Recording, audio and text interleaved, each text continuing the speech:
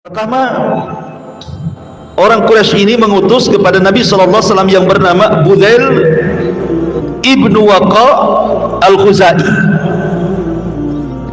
berangkat menuju Nabi SAW. Mungkin bahasa kita, apa tujuan kamu, ngapain kamu kesini? Maka Nabi SAW menjelaskan, inna lam naji li kita li ahadin, kami datang bukan untuk berperang, walakinna ji'na mu'tamirin, kami datang murni untuk umrah. Kata Budhail, kalau begitu kayaknya orang-orang Quraisy belum mengizinkan, pulang ke Madinah. Tapi Rasul mengatakan tidak, kami tidak akan pulang, kami akan umrah. Maka Budhail pun kemudian berangkat ke orang-orang Quraisy, kemudian menghabarkan bahwa tujuan Rasul dan para sahabat hanya untuk umrah, bukan untuk menyerah.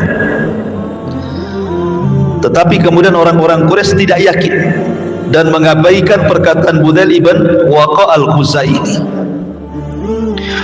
Kemudian setelah itu orang-orang Quraisy mengutus lagi seorang yang bernama Urwah ibn Mas'ud al-Thaqafi.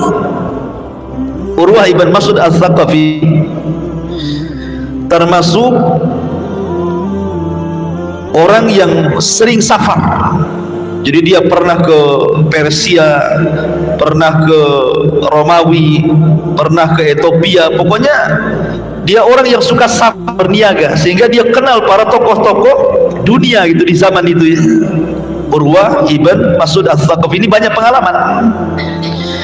Jadi dia mengatakan, kata Urwah, utus aku. Aku sudah biasa melanglang buana, utus aku, biar aku yang akan bicara dengan Muhammad dan pasukannya, katanya. Maka Urwah pun kemudian diizinkan untuk menemui Nabi SAW dari pihak orang-orang Quraisy ini. Dan Urwah ini orang Thaqif, orang Taif, dan kita tahu bahwa ada sejarah Rasul dengan bangsa Taif kan. Ketika Nabi SAW di permulaan dakwah di Quraisy, kemudian tidak diterima di Mekah, akhirnya dakwah ke Taif. Sampai di Taif kan dilempari batu tuh. Ya.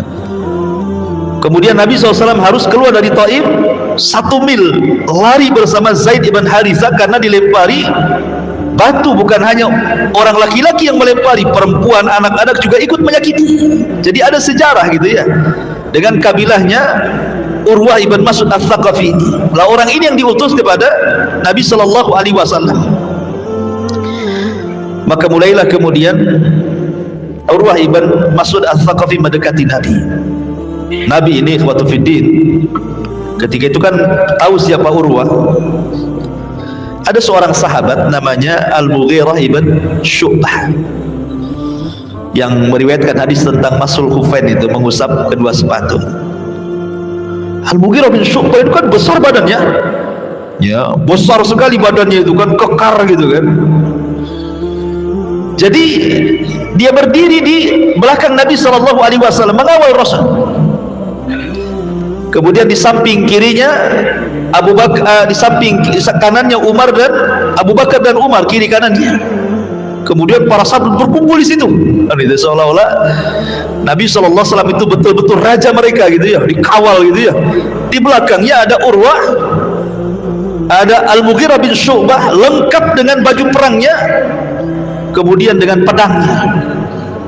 Karena dikhawatirkan kalau seandainya utusan Quraisy itu tiba-tiba membawa pisau mendekat Rasul, menusuk gimana kan?